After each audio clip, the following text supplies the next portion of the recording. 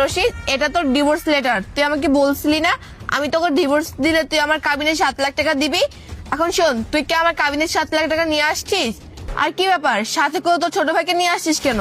তুই কি জানিস না তোর কোনো ফ্যামিলিকে আমি দেখতে পারি না?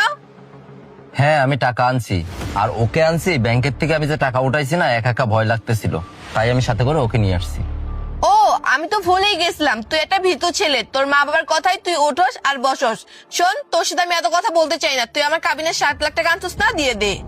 হ্যাঁ মনি, আর এই নাও তোমার কাবিনের টাকা। ভাইয়া, সত্যি তুমি ভাবিকে ডিভোর্স দিয়ে দিছো? হ্যাঁ ভাই, এর জন্য আমি ব্যাংকের থেকে টাকা উঠাইছি, আর এই টাকার ভেতরে তোরও ভাগ আছে। আমি তোর টাকাগুলো পরে শোধ করে দেবো ভাই। আচ্ছা ঠিক আছে, বুঝলাম। আর তুমি ভাবির কাছ থেকে ডিভোর্স নিলে কেন? আর ভাবি, এমন কি হয়েছে যে ভাইয়াকে আপনি ডিভোর্স দিয়ে দিছেন? এই, কেন তোর ভাইকে ডিভোর্স দিছি তোরা জানিস না? তোদের কারণেই তোর ভাইকে আমি ডিভোর্স দিছি। তোর ভাই তোদের সকাল পূরণ করতে করতে আমার সকাল পূরণ করতে পারে না। কিন্তু ভাবি, তবু তো ভাইয়া অনেক চেষ্টা করতেছে।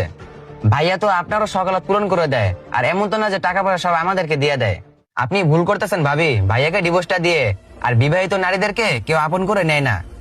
এই ছোট লোকের বাচ্চা, চুপ থাক। আমাকে কোন দিক দিয়ে দেখে মনে হয় আমি একটা বিবাহিত মেয়ে? শোন, তোর ভাইকে দেখ।